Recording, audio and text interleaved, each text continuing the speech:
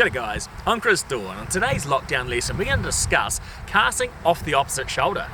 Now there are many reasons why we may wish to do this. Number one, the wind may be blowing in on the rod side, and by casting off my left shoulder right now, that wind will be blowing the line and the fly into me. Secondly, consider your back cast. There might be trees behind me on my left hand side, but a nice little gap on the right, and being able to put that fly over the opposite shoulder is going to put that fly into safe ground.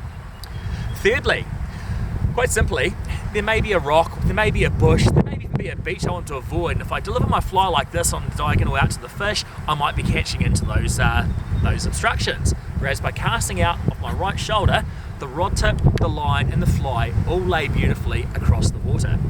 Now there are a couple of ways of presenting on your off shoulder. The first is by simply twisting your wrist and casting as per normal.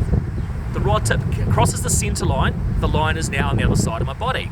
However, you'll find this uncomfortable and difficult to sustain with repeated casting, especially if you're working through a riffle. Now the next is by bringing your whole hand across to the opposite shoulder on both the back cast and the forward cast. Back cast and the forward cast.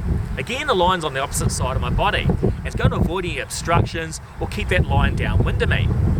However, I find most people have issues with tracking on the forward cast. They have a habit of pulling the hand back across their correct side. Back cast goes behind them, forward cast tracking's out.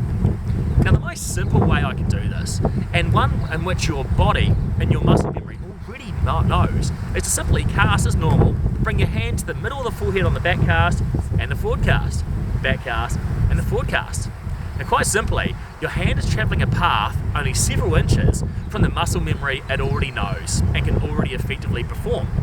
Secondly, your line and your rod tip is now on the downstream side of you, on the opposite shoulder. And thirdly, you can watch your tracking on both the back and forward cast as if you're lining it up with your line of sight. Very easy to do.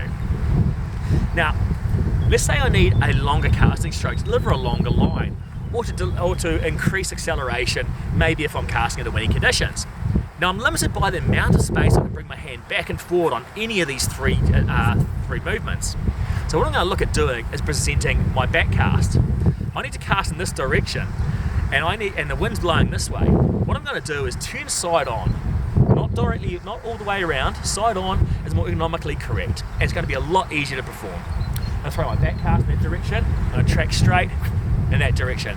Back cast, forward cast, back cast, forward cast. Now it's important to ensure your tracking remains straight. And it's very easy to do by casting across your body like this with your back cast and forward cast. Now because it's windy, you also want to consider dropping your trajectory, high back cast, low forward cast. And an easy way to do this is by performing this cast with the finger on top. It allows you to send your back cast up high, but also allows you to turn over your wrist and your rod tip low to the water on the delivery. Another benefit of casting across your body like that is it allows a very, very long straight haul to further increase line speed. So next time you're having issues casting over your rod shoulder, considering cast on your off shoulder.